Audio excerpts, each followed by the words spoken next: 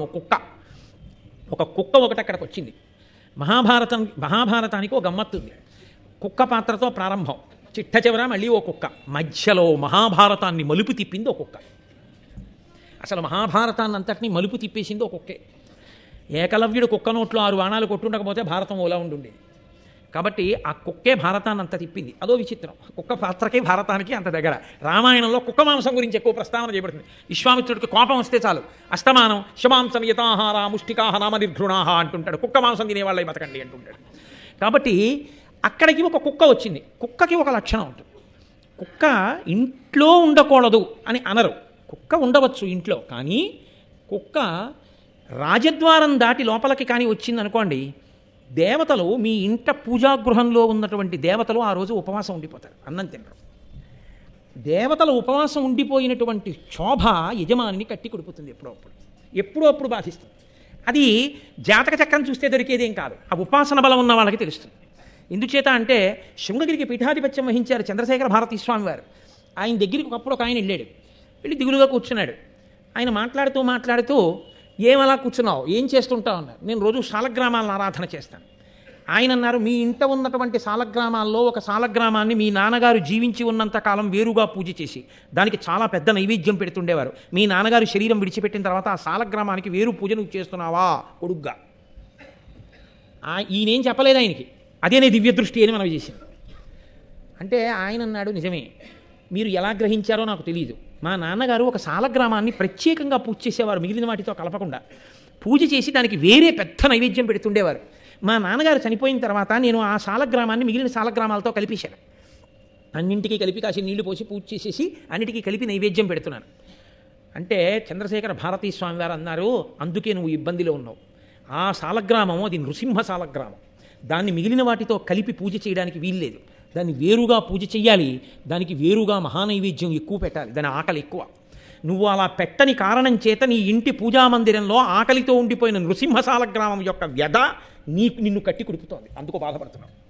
ఇంటికి వెళ్ళి నృసింహసాల గ్రామాన్ని వేరు చేసి పూజ చేసి పెద్దగా నైవేద్యం పెట్టడం మొదలుపెట్టు అన్నారు. ఆరాధన తెలిసి ఉండాలి, సరిగా ఉండాలి, విగ్రహం ఎంత ఉండాలో తెలిసి ఉండాలి, పెద్దలను అడిగి పూజామందిరంలో పెట్టుకోవాలి. ఇప్పుడు నేను ఈ మాట అన్నానని ఆ తర్వాత ఇంకా అనేక ప్రశ్నలతో నా దగ్గరికి దయచేసి రాకండి. కొన్ని లేనిపోని ఉపద్రవాలు తెచ్చుకోవడం అవుతుంది. కాబట్టి అలా చేయకపోతే ఏమవుతుందంటే, ఇంట ఆకలితో ఉన్నవాడు ఏడుస్తూ కూర్చుంటే ఎంత ప్రమాదం వస్తుందో, సీతమ్మ తల్లి ఏడుస్తూ కూర్చున్నటువంటి ఆ కన్నీటి బిందువు భూమి మీద పడితే భూమి అంతా కాలిపోతుంది. ఆ కన్నీటి బిందువుకు కారణమైన రాక్షసుల్ని కాలుద్దామని యశోకవన్నిం జనకత్మజాయాం ఆదాయతే నైవ దదాహలంకాం, ఆ కన్నీటి బిందువే అగ్నిహోత్రంగా తీసుకెళ్ళి పెట్టారు ఆంజనేయ స్వామి. అంతే లంక కాలిపోయింది. ఒక్కొక్కరి కన్నీటి బిందువు, ఒక్కొక్కరి బాధ, ఒక్కొక్కరి క్షోభ కట్టి కుడిపేస్తాయి. అది మీకు జాతక చక్రానికి కూడా అందేదిగా ఉండదు ఒక్కొక్క దోషం.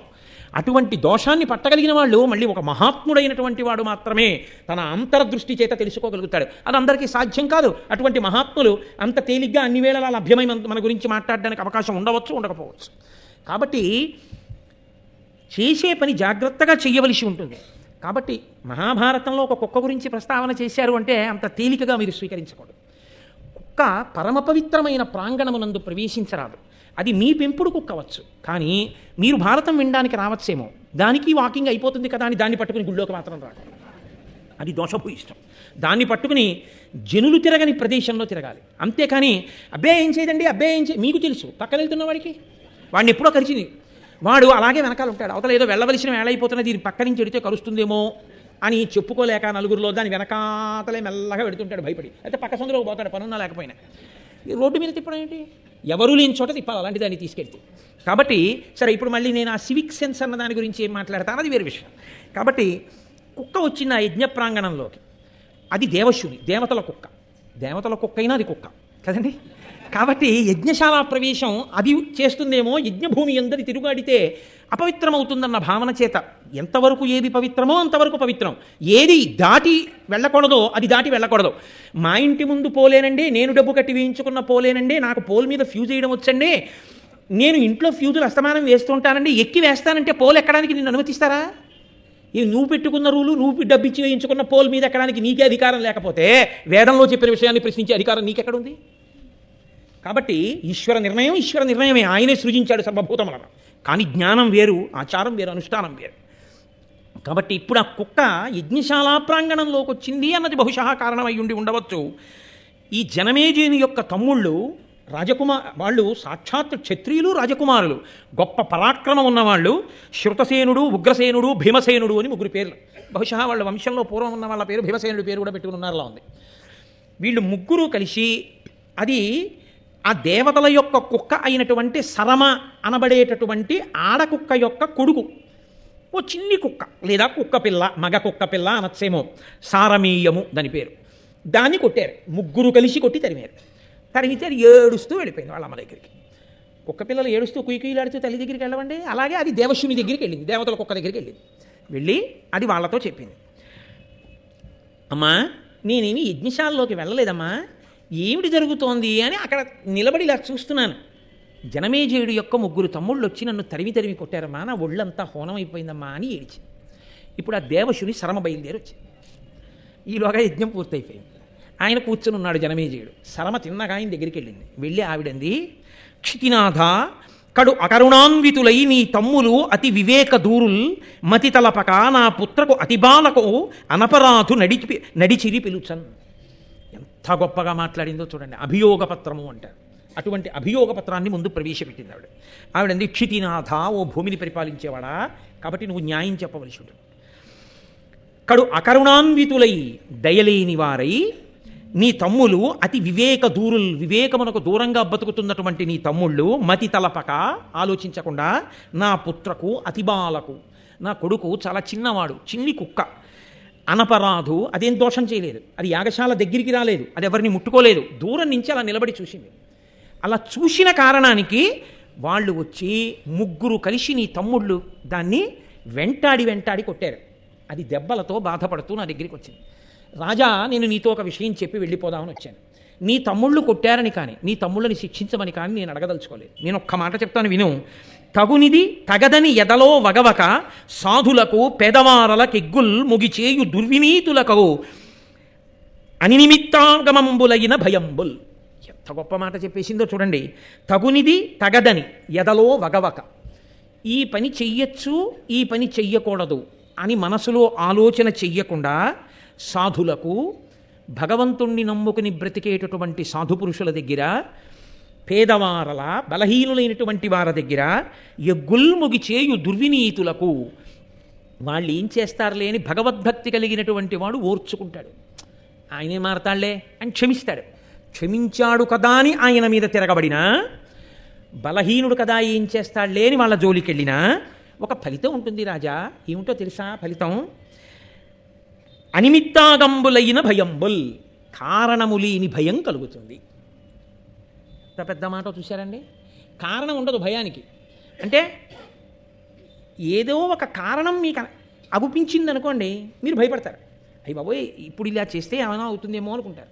రాత్రి 10 గంటల వేళలో కటిక చీకట్లో పుట్టలు ఎక్కువగా ఉన్న ప్రదేశంలో చేత దీపం లేకుండా మీరు నడుస్తున్నారనుకోండి, అమ్మో నేను ఏమైనా పావును తొక్కుతానేమో అని మీరు అనుకుంటారు.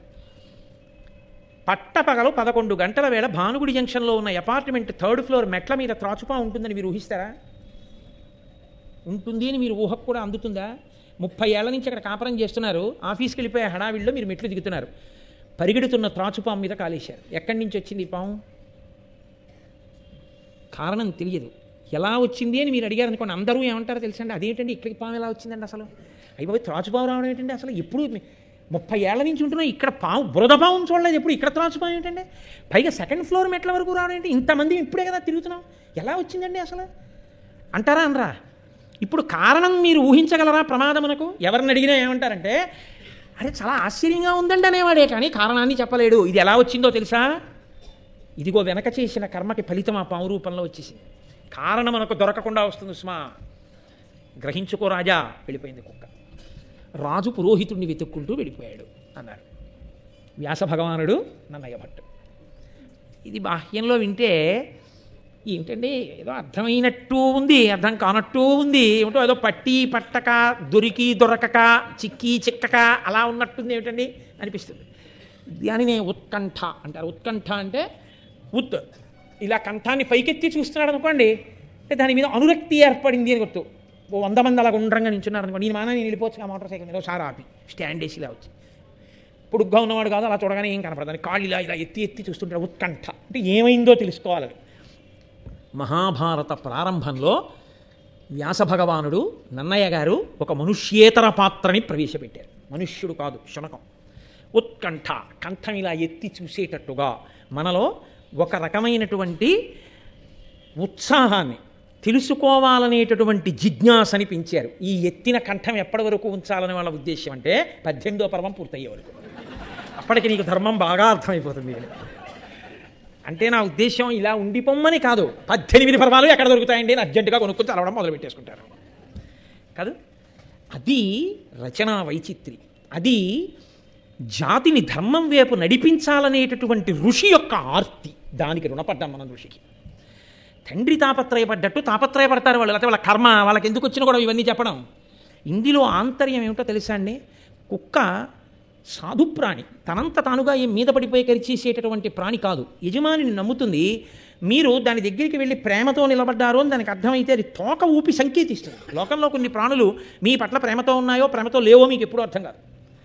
కొన్ని ప్రాణులు మీ పట్ల ప్రేమతో ఉన్నాయి అని తెలిసిపోతుంది. అలా తెలియడానికి అవకాశం ఉన్న ప్రాణుల్లో కుక్క ఒకటి. అది తోక ఊపుతుంది, తోక ఊపితే చాలా తెలిసిపోతుంది. 2, కుక్కని మీరు ప్రేమని అభివ్యక్తం చేయడానికి, నేను నీ జోలికి వచ్చేవాడిని కాను అని చెప్పడానికి మీరు బ్రహ్మణ్యో బ్రహ్మవృద్ బ్రహ్మ బ్రహ్మ బ్రహ్మ వివర్ధన అటువంటి మంత్రాలు ఏం చెప్పక్కర్లేదు. ఒక్క అక్షరం ఒత్తులేంది దూ దూ దూ అన్నారనుకోండి, అది కూడా రాలేదనుకోండి అంటే చాలు, అది ఊరుకుంటుంది, తోక ఊపేస్తుంది. అది కుక్కకున్న లక్షణం. కుక్క పోవాలనుకోండి చెయ్యి అంటే చాలిపోతుంది కదండి. అంతే కుక్కకున్న లక్షణం. దానికి 3 రాజకుమారులు వెంటబడాలా? 3 రాజకుమారులు సైన్యం లేనట్టు, పిలిస్తే పలికేవాడు లేనట్టు, దిక్కులేని వాళ్ళలా ఇంత బలపరాక్రమాలతో వృద్ధి పొందినటువంటి చంద్రవంశంలో పాండవులకు వారసులుగా జన్మించిన వాళ్ళు జనమేజయుని యొక్క సోదరులు 3 రాజులు సిగ్గు లేకుండా ఒక కుక్క పిల్లని తరుగుతారా? 3 రాజులు తరమవలసినంత పెద్ద ప్రాణి అండి అది. 3 రాజులు పరిగెత్తుకొస్తుంటే కుక్క పిల్ల ఎదురు నిలబడుతుందని మీరు ఊహించగలరా? అది వెంటనే పారిపోతుంది. పారిపోతున్న కుక్క పిల్లని 3 వైపుల నుంచి వచ్చి పారిపోవడానికి మార్గం లేకుండా చేసి కొడుతుంటే అది నన్ను వదిలిపెడితే బాగుండు బాబో అని కుయ్యో కుయ్యో కుయ్యో అని ఏడిచి పారిపోతే అది తమ పరాక్రమం అనుకుని సంతోషపడిపోయి వెళ్ళి యజ్ఞభూమిలో కూర్చున్నవాడు ఈశ్వరుడు ఎందుకు క్షత్రియుడిగా పుట్టించాడో ఆ బలపరాక్రమాలతో ఆ ధనుర్వేదంతో ఎవరిని రక్షించాలో తెలుసుకోలేక, ఎవరితో యుద్ధం చెయ్యాలో తెలియక అల్పప్రాణుల మీద ఇంత పరాక్రమాన్ని చూపించిన నీకు ఆ కుక్క ఎంత ఏడ్చిందో ఆ ఏడుపు యొక్క ప్రతిఫలంగా కారణం లేని ఆపద వస్తుంది. కారణం లేకుండా ఇంత బలం చూపించావు కాబట్టి. రాజా కట్టి కుడుపుతాయి, నీకు చెప్పేవాడు లేడు, నీ ప్రవర్తనని ఎప్పటికప్పుడు దిద్దేవాడు లేడు, ఉంటే ఇలా జరిగి ఉండేది కాదు. ఇది ఆ కుక్క హృదయం. దేవశుని అందుకు చెప్పింది ఈ మాట. కాబట్టి ఈ ఘట్టం కేవలం మహాభారతంలో ఆనాటిదని మీరు అనుకోకండి. మీరు సమాజంలో ఎప్పుడు ఎక్కడికి వెళ్ళి నిలబడండి, మీరు 3 మధ్య ఉంటారు ఎప్పుడు. 1 మీకన్నా తక్కువ వాళ్ళు, 2 మీతో సమానులు, 3 మీకన్నా అధికులు. ఈ 3 కాకుండా 4వ వాడు మీకు ఉండడు. ఏ ప్రాణి ముందు మీరు వెళ్ళి నిలబడినా 1 మీతో సమానమై ఉండాలి, 2 మీకన్నా అధికమై ఉండాలి, 3 మీకన్నా తక్కువై ఉండాలి. మీకన్నా తక్కువ ప్రాణి కనబడితే కలియబడడం అధికారుల దగ్గర నుంచి ఉంటుంది ఈ లక్షణం.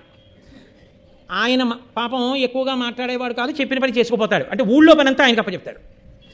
వాడు కాగితం ఇస్తే కలియబడతాడు, వాడు జోలికి వెళ్ళడు. ఈ పరిస్థితి మీరు చూడాలా. భారతం ఆనాటి నుంచి ఈనాటి వరకు ఉన్న వ్యవస్థలో దోషాన్ని తప్పుపట్టింది. అందుకని కూర్చున్నది ఆ కుర్చీలో. ఎవడు చెయ్యవలసిన పనిని చేయించడానికి కూర్చున్నావు. నీ చేతకానితనానికి పనిచేసేవాడా పాడవలసిన వాడు. కాబట్టి నీకన్నా తక్కువ వాడు కనపడితే కలియబడకూడదు. నీతో సమానుడు కనపడితే వీడు వృద్ధిలోకి రావాలని కోరుకోవాలి. నీకన్నా అధికుడు కనపడితే ఈర్ష్యపడకూడదు. వారు ఎంత సాధన చేస్తే ఈ స్థితిని పొందారో వారి దగ్గర తెలుసుకుని నేను కూడా ఆ స్థితిని పొందాలనుకోవాలి. పెద్దవారిని చూసినప్పుడు వచ్చే అసూయని పూజ్యభావనతో గెలవాలి. సమానుడి పట్ల వచ్చే ఉదాసీనత, వాడు నేను సమానమే అన్న భావనని వీడు ఇంకా వృద్ధిలోకి రావాలన్న ప్రేమతో గెలవాలి. నీకన్నా తక్కువ వాడిని చూసినప్పుడు వాడే పాటి అనడం కాదు, వాడు కూడా ఈశ్వరుడి అనుగ్రహంతో ఒకనాడు గొప్ప స్థితిని పొందుతాడు. వాణ్ణి గౌరవించడం చేత నేను ఈ స్థితిలో నిలబడగలుగుతాను తప్ప వాణ్ణి అగౌరవ పరిస్థితి నేను దిగజారిపోతానని నువ్వు తెలుసుకుని ఉండాలి. ఈ 3 లేని జీవితం అకారణమైన ఆపదల్ని తీసుకొచ్చి కూర్చోపెడుతుంది ఇంట్లో. అప్పుడు మళ్ళీ కనపడ్డ ప్రతి చోటికి వెళ్ళి అయ్యా నాకు ఆపదలు వస్తున్నాయండి, నాకు కష్టాలు వస్తున్నాయండి, నేను ఏమిటో ఇబ్బందుల్లో ఉన్నానండి అని చెప్పుకోవడం కాదు. నీ జీవితాన్ని దిద్దుకో, నీ ప్రవర్తనని దిద్దుకో, నీ నడవడి దిద్దుకో. నువ్వు భూతముల పట్ల, భూతములు అంటే ప్రాణుల పట్ల ఎలా ప్రవర్తించాలో నేర్చుకో. పరహితము చేయునెవ్వడు పరమహితుండగును భూత పంచకమనకున్, పరహితమే పరమధర్మము, పరహితునకు నిదురులేదు పర్వేందుముఖి అంటారు భాగవతంలో పోతన గారు. నువ్వు భూతముల పట్ల ప్రేమతో, ముగ్గురి పట్ల నువ్వు ఎలా ప్రవర్తించాలో అలా ప్రవర్తించడం నీకు వస్తే నీకు కారణము లేనటువంటి ఆపదలు రావు. కారణమున్న ఆపదలంటే చేసిన కర్మకి ఫలితం ఉంటుంది. ఎప్పుడో తెలియక చేసావు కానీ ఫలితం ఉంటుంది. ఇప్పుడు నువ్వు తెలుసుకుని ప్రవర్తిస్తున్నావు కాబట్టి అపదామపహర్తారం దాతారం సర్వసంపదాం, పాము కరవలసిన వాడిని చీమతో కల్పించి ఈశ్వరుడు విడిచిపెట్టేస్తాడు. ఇప్పుడు వాడు మారేడు, భక్తితో ఉన్నాడు కాబట్టి వాడిని నేను చెనకనంటాడు. నమ శివాభ్యాం అశుభాపహాభ్యాం. ఈ ఈశ్వర కృప రావడానికి కారణం నువ్వు నీ ప్రవర్తన మార్చుకోకుండా నువ్వు కేవలం ఈశ్వరుడికి వెళ్ళి బిల్వదళాలు వేసినంత మాత్రం చేత ఈశ్వరుడు నిన్ను అనుగ్రహిస్తాడనుకోవద్దు. ఆ బిల్వదళాలు ఆయన సృష్టిలోవే నువ్వు గుర్తుపెట్టుకోవాల్సి ఉంటుంది. గభీరే కాసారే విశతి విజనే ఘోర విపినే విశాలే శైలే చ భ్రమతి కుసుమార్థం జడమతి సమర్పీ చేతస్సరసిజమమానాధ భవతే సుఖేనావస్థాతం జనహన జానాతికి మహో అంటారు శంకర భగవత్పాదులు శివానందలహరిలో. ఈశ్వరుడికి పట్టుకెళ్ళి నేను అది చేశాను ఇది చేశాను నువ్వు ఇవ్వడానికి నువ్వు కొత్తగా సృష్టించి తేలేదు. ఈశ్వర సృష్టిలోనే ఈశ్వరుడికి ఇస్తున్నావు. దానికి నీ ప్రజ్ఞేం లేదు. నీకు పుణ్యం ఇవ్వడానికి ఆయన నీ చేత ఇప్పించాడంతే. నీ కొడుకు చేతిలో 10 రూపాయలు నువ్వు పెట్టి అయ్యా నువ్వు ఈ పంతులు గారికి ఇవ్వరా అని నీ కొడుకు చేత ఇప్పిస్తే నేను ఇచ్చాను 10 రూపాయలని నీ కొడుకు అంటే అది ఎంత అన్యాయమో. అలా ఈశ్వరుడు మారేడు దళాన్ని సృష్టించి నీ చేతికి మారేడు దళాలు ఇచ్చి నా మీద బారైరా పుణ్యం ఇస్తారన్నాడు. ఈశ్వరాయం అనుగ్రహించి మారేడు దళాలని నిన్న రాత్రికి రాత్రి నా యందు ప్రేమ కలిగిన వారు ఎక్కడి నుంచో తెచ్చి మారేడు దళాలు ఇస్తే తెల్లవారేటప్పటికీ ఏకాదశి నాడు నీ దగ్గరికి వచ్చిన మారేడు దళోదకంతో అభిషేకం చేసి మారేడు దళాలు నీ మీద పూజ చేయగలిగాను. ఇది కదా నీ అనుగ్రహం అంటే. నాకు పుణ్యం కట్టబెట్టడానికి కావలసిన పరికరాన్ని నువ్వే అందించి నా చేత చేయించి నాకు పుణ్యం కట్టబెట్టావు. ఈశ్వర ఇది నీ అనుగ్రహం అని నువ్వు నిలబడి ఆ ప్రేమని నువ్వు సమస్త భూతములకు పంచిపెట్టిన నాడు ఈశ్వరుడు పరమ ప్రశాంతుడై ఘోర రూపాన్ని దాల్చకుండా నీ పట్ల అనుగ్రహాన్ని వర్షించి సంతోషిస్తాడు. అందుకే బలవంతుడైన వాడు ఎవరి పట్ల ఆ బలాన్ని ప్రదర్శించాలి అంటే బలహీనులైనటువంటి వారిని చెనకుతున్న వాళ్ళని నిగ్రహించడానికి ఉపయోగించాలి తప్ప బలహీనులైన వారిని చెండడానికి తన బలాన్ని ఉపయోగించకూడదు. నీకు జీర్ణమయ్యే శక్తి ఉంది కదా అని అదే పనిగా తినేయకూడదు. నీ శరీరానికి ఎంత కావాలో అంత మాత్రమే పుచ్చుకోవాలి. నీకు ఈశ్వరుడు నోరిచ్చాడు కదా అని ఏది పడితే అది మాట్లాడకూడదు. ఏది వేదమును సమర్థిస్తుందో అది మాత్రమే మాట్లాడాలి. దుస్తర్కస్తు విరంజతాం అంటారు శంకరాచార్యుల వారు. దుస్తర్కం చేయడానికి నోరు ఉపయోగించకూడదు. వేద ప్రమాణాన్ని నిలబెట్టడానికి నోటిని ఉపయోగించాలి. కాబట్టి నీ బలాన్ని ఎలా ఉపయోగించాలో అలా ఉపయోగించాలి. ఈశ్వరుడు ఇచ్చాడు కదా అని నీ ఇష్టం వచ్చినట్టు నువ్వు ప్రవర్తిస్తే ఈశ్వరుడు కూడా కారణం లేని ఆపదనిస్తాడు. తగినంత కారణం లేకుండా నీ బలాన్ని ఉపయోగించి ప్రాణులను చెనకావు కనుక అప్పుడు కారణం తెలియదు. జనమేజయ ఎందుకు వచ్చింది ఈ ఆపదాని గుండెలు బాదుకుంటావు. వెళ్ళి జాతక చక్రం చూపిస్తేను చెయ్యి చూపిస్తేను చూసి చెప్పడానికి ఏమి ఉండదు. గ్రహాలన్నీ ఉండవలసిన స్థానంలో ఉంటాయి, నువ్వే లేవు ఉండవలసినటువంటి ప్రవర్తనలో. కాబట్టి కారణం లేని ఆపద రాకుండా ఉండాలంటే తగినంత కారణం లేకుండా నీ బలాన్ని ప్రయోగించే స్థితి నుంచి నిన్ను నువ్వు రక్షించుకో. నేను కాదు కదా చేసిందంటావేమో, క్షితినాథ నీ రాజ్యంలో ఉన్నవాళ్ళు చేసే తప్పులకు రాజుగా నువ్వే బాధ్యుడవు. కాబట్టి నువ్వు ఈ వ్యవస్థని చక్కబరచవలసిన పూచి నీ మీద ఉంది. లేకపోతే ఆపదల పాలవుతావు. చంద్రవంశంలో పుట్టావు, ధర్మాత్ముడివి, 4 మంచి మాటలు చెప్పాలనిపించింది, నేను ఊరుకోవచ్చు కానీ ఆపద వస్తుంది. ఇంకా ఇలాంటి తప్పులు జరపకుండా మంచి మాట చెప్తే మంచివాడవైతే వింటావు. మంచితనం నీలో లేకపోతే వినేయ అంటారు శంకరాచార్యుల వారు. విని మార్చుకునే సంస్కార బలం నీకు లేకపోతే అహంకారం అడ్డొచ్చి తిరగబడతావు. అది నీ పతనమునకు హేతు అవుతుంది. కాబట్టి నువ్వేం చేస్తావో నీ ఇష్టం. నీ సంస్కారానికి వదిలేశానన్నది శేషం. పైకి చెప్పకుండా పూర్తి చేసి ఇంత చిన్న పద్యాన్ని మాత్రమే చెప్పి, ఇంత చిన్న పద్యాన్ని అనగా ఒక గొప్ప సూక్తిని, అది ఆనాడు భారతంలో జనమేజయుడికి కాదు, ఆనాటి నుండి ఈనాటి వరకు సనాతన ధర్మంలో ఉన్న మనకందరికీ కూడా హితమును చెప్పడమే. అందుకే మహాభారతంలో చెప్పని ధర్మం లేదు. భూతకారుణ్యము అన్నదానికన్నా ధర్మం ఇంకా లోకంలో లేదు. అందుకే మొట్టమొదట మాట్లాడుతూనే మహాభారతంలో ఈ భూతకారుణ్యమునకు సంబంధించిన ఘట్టంతో ప్రారంభం చేశారు. కాబట్టి జనమేజయుడి ఆస్థానంలో జరిగినటువంటి ఈ విశేషాన్ని నీకు నేను వివరణ చేశానయా అన్నారు. ఉన్న తర్వాత మహానుభావుడైనటువంటి జనమేజయుడు ఆలోచించాడు.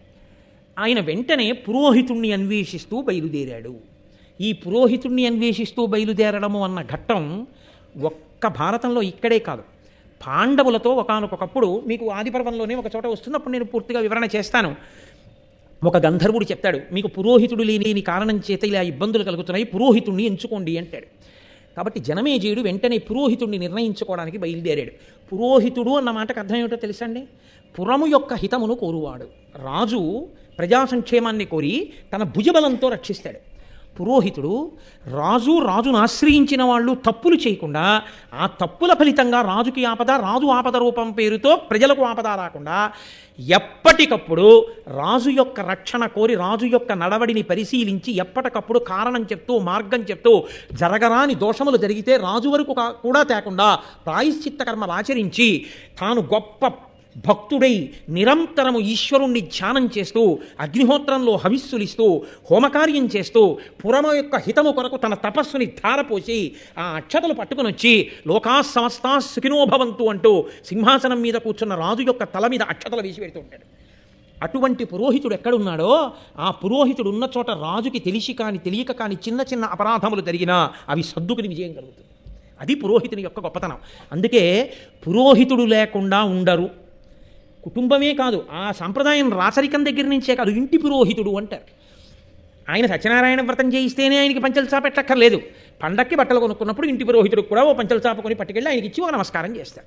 ఎందుకని అంటే ఆయన ఓ పూజ చేసుకుంటున్నా, ఓ హోమం చేసుకుంటున్నా, ఆయన కాశీ వెళ్ళి విశ్వేశ్వరుడికి అభిషేకం చేసుకుంటున్నా, పాపం నా ఇందు ప్రీతి కలిగిన వాడు ఆ కుటుంబం అంతా నన్ను నమ్ముకునుంది, ఆయన మళ్ళీ మళ్ళీ నా దగ్గరికి వచ్చేటప్పుడు ఏమండి మీరు ఇంటి బ్రహ్మగారు, ఇదిగో మీ చలవ కన్యాదానం చేసేశాను, బాలసార ఇదిగో మనవడు పుట్టాడు, బాలసార ముహూర్తం ఎప్పుడు పెడతారు అని, నా మనవరాలు పుట్టింది, మనవరాలకి పేరు ఎప్పుడు పెడదాం, అన్నప్రాసన ఎప్పుడు చేద్దాం అని ఇంటి తోరణం విప్పడానికి వీలు లేకుండా తోరణం మీద తోరణం కడుతూ శుభకార్యాలకి నేను వెళ్ళి యాజకత్వం వహించగలిగినటువంటి అదృష్టం యజమానికి పట్టాలి. పాపం నన్ను నమ్ముకుని ఉన్నాడని ఆయన కాశీ వెళ్ళి విశ్వనాథుని యొక్క శివలింగాన్ని మీద కాశీని నీళ్లు పోసేటప్పుడు మిమ్మల్ని స్మరిస్తాడు.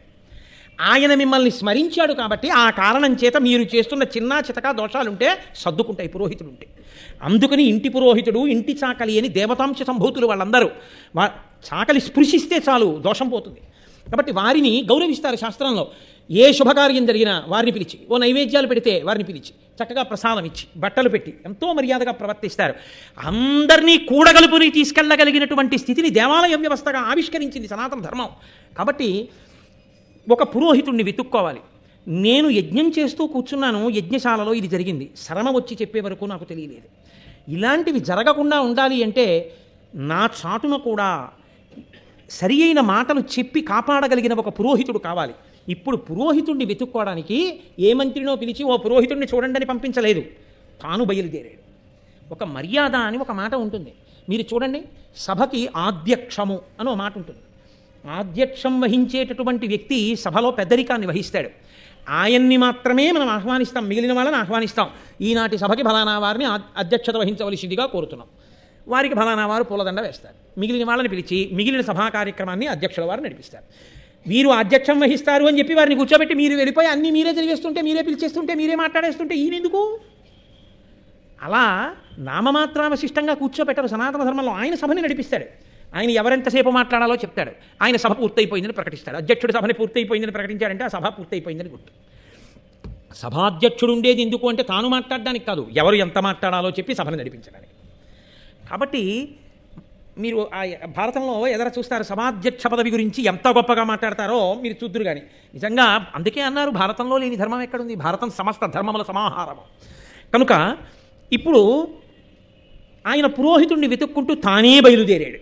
అది ఎవరికో అప్పచెప్పడం కాదు, తనకి అత్యంత ముఖ్యమైన విషయంలో తాను జాగరూకుడై ఉండాలి. తన వ్యక్తిగతమైనటువంటి శ్రద్ధ తాను పెట్టాలి. పెట్టి తాను ఎంచుకోవలసి ఉంటుంది. కొన్ని విషయాలు ఇతరుల మీద విడిచిపెట్టేసేవి కావు. నీ ఆకలి తీరడానికి నువ్వే అన్నం తినడం ఎటువంటిదో, నీ దాహం తీరడానికి నువ్వే నీళ్లు తాగడం ఎటువంటిదో, నీ అభ్యున్నతి కొరకు నువ్వే చేసుకోవలసిన పనులు కొన్ని ఉంటాయి.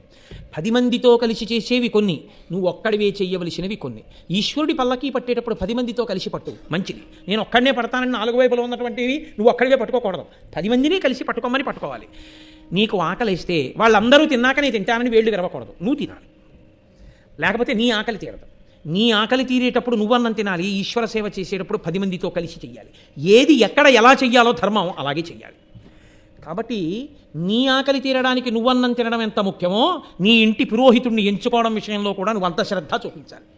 ఆ శ్రద్ధ నీకు లేకపోతే ఫలితం కూడా అలా ఉండదు. కొన్ని విషయాలలో నువ్వు వ్యక్తిగతమైన శ్రద్ధ పెట్టకపోతే ఆ మాటకు అర్థమే ఉండదు. తన తండ్రి శరీరం విడిచిపెట్టేస్తే శ్రాద్ధం తానే పెట్టాలి. అంతేకాని దానికి కూడా వరుడు ఇచ్చేస్తానండి అనకూడదు. దీక్షావస్త్రాలు ఇచ్చేస్తానండి, వరుడు ఇచ్చేస్తానండి, ఆయన అధినం పెడతారండి, ఆఖరిని ఎప్పుడో వచ్చి 1 గంటకో ఎప్పుడో నేను ప్రసాదం తిని వెళ్ళిపోతానండి అనకూడదు. నువ్వే పెట్టాలంతే కూర్చొని. శ్రాద్ధం పెట్టడానికి 365 రోజుల్లో ఒక్కరోజు నీ తండ్రి నీకు శరీరం ఇచ్చిన మహానుభావుడు, ఆయన శరీరం పడిపోయిన తర్వాత ఆయన్ని స్మరించి శ్రాద్ధం పెట్టడానికి నీకు సమయం లేకపోతే నిన్నెవరు నమ్మాలి లోకంలో? నీకు శరీరం ఇచ్చిన తండ్రికి శ్రాద్ధం పెట్టడానికే నీకు ఖాళీ లేకపోతే నన్ను నువ్వు ఉద్ధరిస్తావా?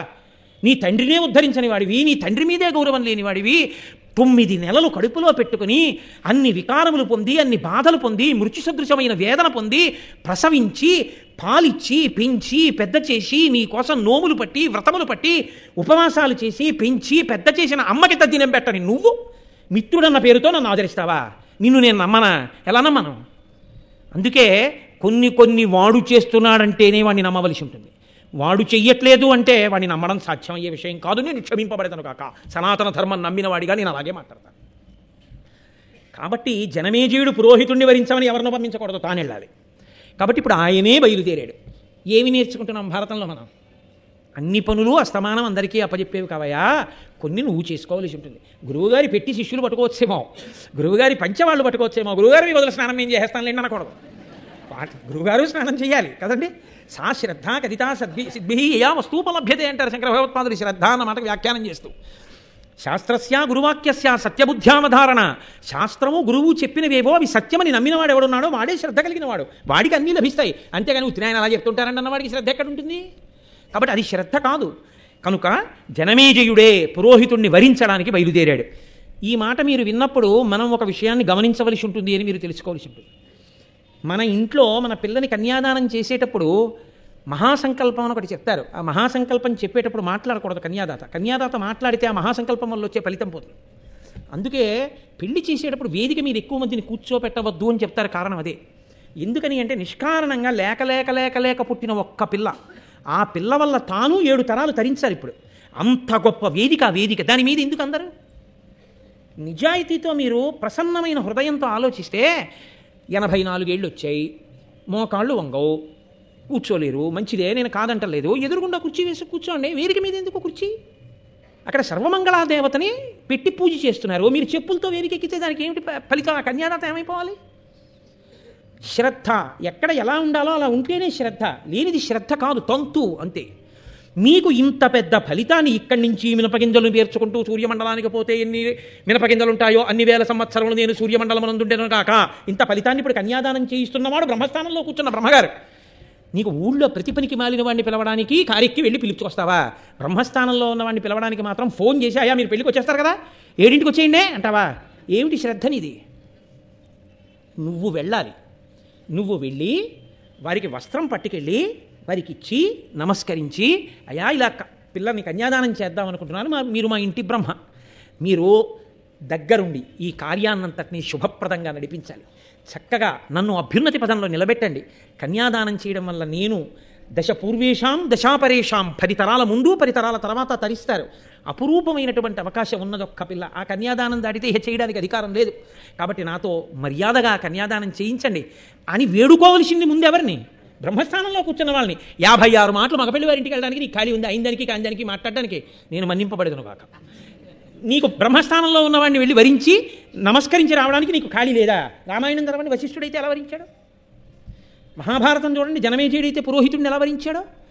నీ అభ్యున్నతి కావాలనుకున్నప్పుడు బ్రహ్మస్థానంలో కూర్చున్నవాడు దోషం చేసినా నీ శ్రద్ధ వల్ల నీకు ఫలితం వచ్చేస్తుంది. నువ్వు శ్రద్ధగా కూర్చోగలిగి ఉండాలి, నువ్వు ఇచ్చే గౌరవం నువ్వు ఇవ్వగలిగి ఉండాలి. కాబట్టి మహానుభావుడు జనమేజయుడు స్వయంగా బయలుదేరాడు. బయలుదేరి ఆ నదీ తీరంలో చూస్తున్నాడు. ఎందుకు నదీ తీరం దగ్గరికి వెళ్ళాలి? కావాలంటే ఏం ఊళ్ళల్లోకి వెళ్ళి వెతుక్కోకూడదేంటి? కాదు, నదీ తీరము ఎక్కడున్నదో అక్కడ పర్ణశాలలు వేసుకుని ఉంటారు.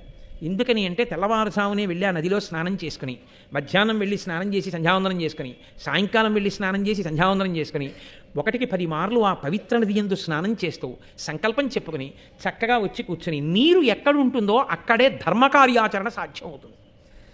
ఆచమనం చెయ్యాలి, అన్నీ బాగున్నాయి. ఇచ్చిన విడిది అద్భుతమైన విడిది.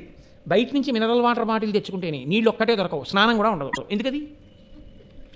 పక్కన నది ప్రవహిస్తోంది, చాలు నువ్వు తరించిపోయావు. అందుకే బాలకాండలో రాముడు విశ్వామిత్రుడితో కలిసి వెళితే మహానుభావ బ్రహ్మన్ గురువర్య ఇక్కడ దగ్గరలో నది ప్రవహిస్తోంది, మీరు ఇక్కడ ఉందురుగానంటాడు. ఎవరికి ఎక్కడ ఆవాసం ఇవ్వాలో తెలిసి ఉండాలి, ఎవరి హృదయాన్ని బట్టి వాళ్ళకి ఇవ్వాలి. కాబట్టి ఆ నదీ తీరంలో ఉంటారు మహాత్ములు, ఆ అనుష్ఠానం తెలుసున్న వాళ్ళు ఆ అనుష్ఠానం అంటే ప్రాణం వాళ్ళకి. వాళ్ళ మనసులు పరిపక్వమై వాళ్ళు చేసిన సత్కర్మల చేత రాజ్యాన్ని ప్రభువుని రక్షించాలని కోరుకుంటారు. ఎందుకని కోరుకుంటారు? అదొక ధర్మ విశేషం. మళ్ళీ ఒక్కొక్కరికి ఒక్కొక్క లక్షణం. క్షత్రియుడు మంచం మీద చచ్చిపోకూడదు, భూమి మీద చచ్చిపోకూడదు అంది శాస్త్రం. ఆయన యుద్ధభూమిలో చచ్చిపోయిన నాడే ఆయన జన్మకి సార్థకత అంది. ఆయన మాంసం తినవచ్చు అంది. ఎందుకు తినవచ్చు అంది?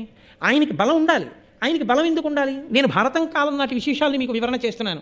ధర్మం ఎప్పటికీ ధర్మమే తప్ప ఈనాడు అలా యుద్ధాలు చేయమన్నది నా ప్రతిపాదన కాదు. కాబట్టి ధర్మం అలాగే మాట్లాడుతుంది. మాంసం తిను, దోషం లేదు. రామచంద్రమూర్తి తిన్నారు, దోషం లేదు. ఎందుకు మాంసం తిన్నాడు? శరీరము బలంగా ఉండాలి. ఇప్పుడు ఈ బలంగా ఉన్న శరీరం ఏం చేయాలి? బలహీనుడైన వాడిని చెనకుతున్న బలవంతుడిని చెనకడానికి బలం ఉపయోగించాలి. కాబట్టి ఇప్పుడు అతను యుద్ధభూమికి వెళ్ళాలి. యుద్ధభూమిలో బలహీనుల్ని పాడి చేస్తున్న వేరొక బలవంతుణ్ణి చంపే ప్రయత్నంలో తాను చచ్చిపోయినా తన స్వధర్మంలో తాను చచ్చిపోయాడు. అందుకే వీరస్వర్గం ఇచ్చామన్నారు తప్ప హింసని ప్రోత్సహించి కాదు, లోకధర్మాన్ని నిలబెట్టడం కోసం. కాబట్టి ఇప్పుడు ఇటువంటి వారందరూ నది ఒడ్డున ఎందుకుంటారు? వారిప్పుడు ఒకటి కోరుకుంటుంటారు, బలవంతుడై ధర్మాత్ముడై యజ్ఞయాగాది క్రతువులు చేస్తూ లోకాన్ని రక్షించాలని కోరుకునే రాజు 10 కాలాలు బతికుండాలని కోరుకుంటారు. అటువంటి వాడు అయ్యా తెలిసో తెలియకో దోషాలు జరిగిపోతున్నాయి, రేపు కారణం తెలియని ఆపద వస్తుంది, ఎవరు రక్షిస్తారు? కాబట్టి నువ్వు పురోహితుడిగా వచ్చి నన్ను కాపాడాలని అడిగితే రాగలిగినటువంటి హృదయ సంస్కార బలం ఉన్నవాడు అక్కడ ఉంటాడు. అక్కడ వెతుక్కోవాలి. ఎక్కడ ఇది వెతుక్కోవాలో అక్కడ వెతుక్కోవాలి, అంతేగాని ఒక వస్తువు కోసం ఇంకో చోట వెతకూడదు కదా. కాబట్టి నది ఒడ్డుకి వెళ్ళాడు. అంటే ఏ మహాత్ములు ఉండే చోటుకి వెళ్ళినప్పుడు ఎక్కడ ఎలా ప్రవర్తించాలో, ఎలా వెతుక్కోవాలో, ఎలా మాట్లాడాలో, దేని వలన నువ్వు అభ్యున్నతిని పొందుతావో, నీకు దొరికే ఒక వస్తువు నీ జన్మని ఎలా తరింపచేస్తుందో ఒక్కొక్కనాడు మహాభారతం మీకు వివరణ చేస్తుంది, నాకు వివరణ చేస్తుంది కదండి.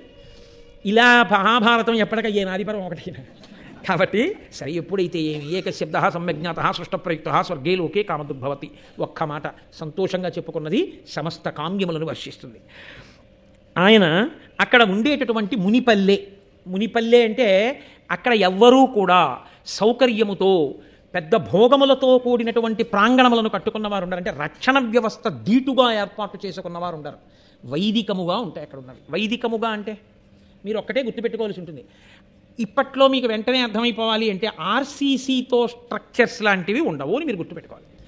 అంటే రాతితో చేసిన నిర్మాణములు కానీ, మట్టిని కాల్చి చేసిన నిర్మాణములు కానీ వాళ్ళకు ఉండవు. పల్లెటూరు అన్న చోట చూడండి, అన్ని పాకలు పందిళ్ళు ఉంటాయి. వాళ్ళు ఏం చేస్తారు? మట్టి, పృథివీ శివస్వరూపం, దాన్ని కాల్చరు. సనాతన ధర్మంలో మట్టిని కాల్చడం గొప్ప దోషం. కాల్చిన మట్టితో కూడిన ఇంటిలో ఉండడం అంతకన్నా దోషం. అందుకే పూర్వం అందరూ ఏం చేసేవారంటే వెదురు బద్దలు నాటి పచ్చిమట్టిని కలిపి ఆ పచ్చి మట్టిని మెత్తి గోడలుగా చేసుకుని, ఇప్పుడు పిట్టగోడలు ఎంత ఉంటాయో అంత ఎత్తు గోడలు కట్టుకుని దాని లోపలికి చూస్తే ఎత్తుకుపోవడానికి ఏముండవు. ఆయన బాగా వేదం చెప్పిన చోట ఇచ్చిన పెద్దంచు పంచోట ఆరేసుకుని విడిచిపోతుంటాడు అంతే. ఆయనకి ఇంకో 2 పంచెలు ఉంటే ఇంకోళ్ళకి ఇచ్చేస్తాడు. ఆయన దగ్గర ఎత్తుకుపోవడానికి కూడా ఎవడన్నా వచ్చాడనుకోండి, నమచ్చోరాయచ శిష్ప్యాయచ ఫేన్యాయచ శకత్యాయచ ప్రవాహ్యాయచ, దొంగ రూపంలో ఈశ్వరుడు వచ్చాడని విడిచిపోతాడు. కాబట్టి ఇప్పుడు ఆయనకి పెద్ద రక్షణ వ్యవస్థ, బీరువాలు, తాళాలు, సేఫ్లు, లాకర్లు ఆయనకు అక్కర్లేదు.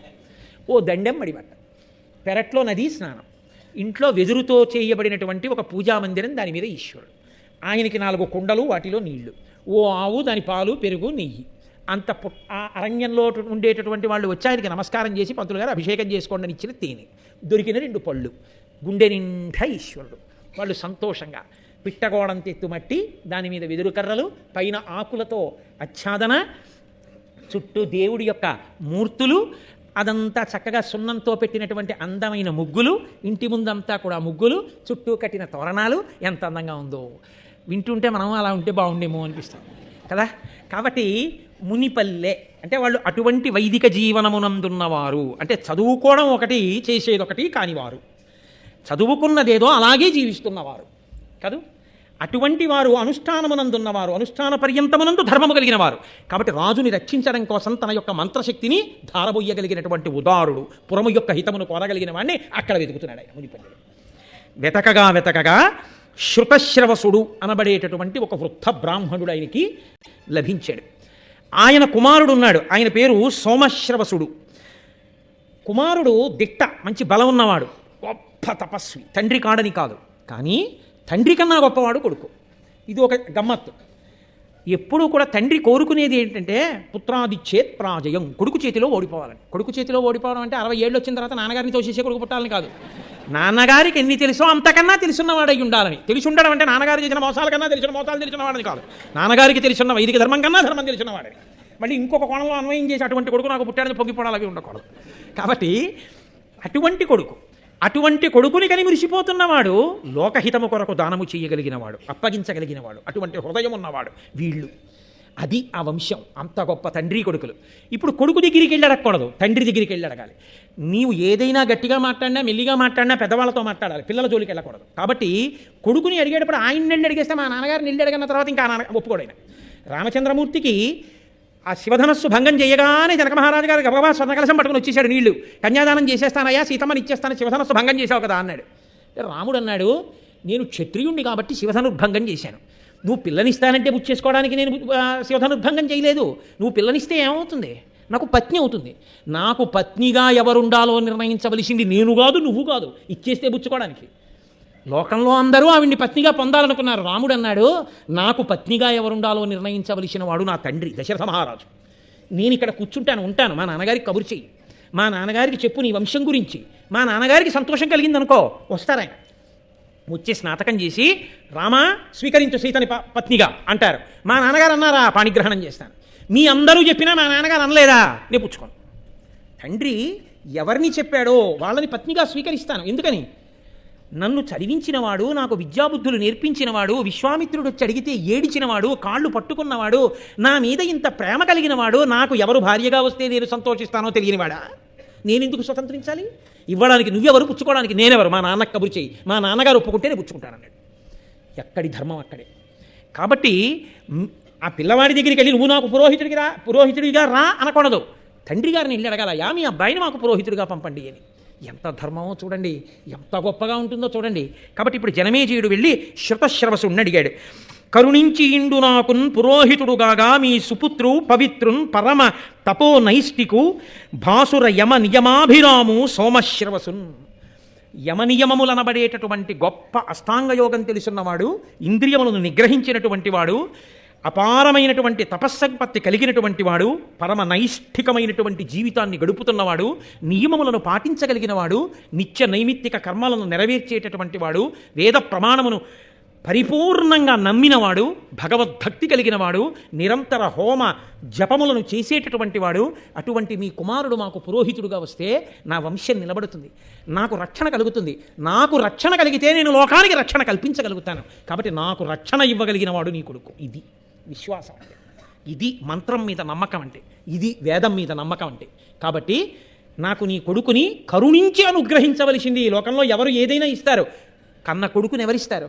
కాబట్టి దయతో, నా మీద ప్రేమతో, ప్రజలందరి యొక్క అభ్యున్నతిని కోరి నాకు నీ పుత్రుణ్ణి వయా అని ఆయన చాలా సంతోషించి, ఇది త్యాగము అన్న మాటకు అర్థం. నా కొడుకు యొక్క తపస్సు, నా కొడుకు యొక్క జపం, నా కొడుకు యొక్క హోమం నిజంగా నీ అభ్యున్నతికి, ఈ రాజ్యరక్షణకు పనికొస్తే ఇంతకన్నా ఏం కావాలి? ఇది నోటితో అనక్కర్లేదు. ఆ శృతశ్రవసుని యొక్క భావన. వెంటనే ఆయన కొడుకుని పిలిచి, నాయనా ఇదిగో జనమేజయ మహారాజుతో బయలుదేరు, ఆయనకి పురోహితుడిగా ఉండి రాజుని రాజ్యాన్ని కూడా కాపాడు, నీ యొక్క వైదికమైన అనుష్ఠాన బలంతో రక్షించమని జనమేజయునికి పురోహితుడిగా పంపించాడు. పురోహితుడితో కూడినటువంటి జనమేజయుడు సంతోషంగా రాజ్య పరిపాలన చేస్తున్నాడు అన్న దగ్గర ఇవాల్టి ఉపన్యాసాన్ని ఆపి, రేపటి రోజున అత్యద్భుతమైనటువంటి ఆఖ్యానం, ఉదంకోపాఖ్యానము అంటారు. అది వాళ్ళ ప్రారంభం చేస్తే అయ్యేది కాదు. అందుకని రేపటి రోజున ఉదంకోపాఖ్యానాన్ని మీ అందరికీ మనవి చేస్తాను. కాబట్టి ఇవాల్టితో ఇప్పటికీ ఈ సభ పూర్తయినట్టుగా భావించి రేపు సాయంకాలం 6:30 మళ్ళీ కలుసుకుందాం. మంగళాశాసన పరై మదాచార్య పురోగమై సర్వైశ్చ పూర్వైరాచార్యై సత్కృతాయాస్తు మంగళం. మంగళం కోసలేంద్రాయ మహనీయ గుణాత్మనే చక్రవర్తి తనూజాయ సర్వభౌమాయ మంగళం. ఉమాకాంతాయ కాంతాయ కామితార్థప్రదాయినే శ్రీగిరీశాయ దేవాయ మలినాథాయ మంగళం. కరచరణకృతం వా కర్మవాక్కాయజం వా శ్రవణనైనజం వా మనసం వాపరాధం విహితం వా సర్వమేత్తక్షమస్వా శివ శివ కరుణాబ్ధే శ్రీ మహాదేవ శంభో. సర్వం శ్రీ ఉమామహేశ్వర బ్రహ్మార్పణమస్తు. స్వస్తి.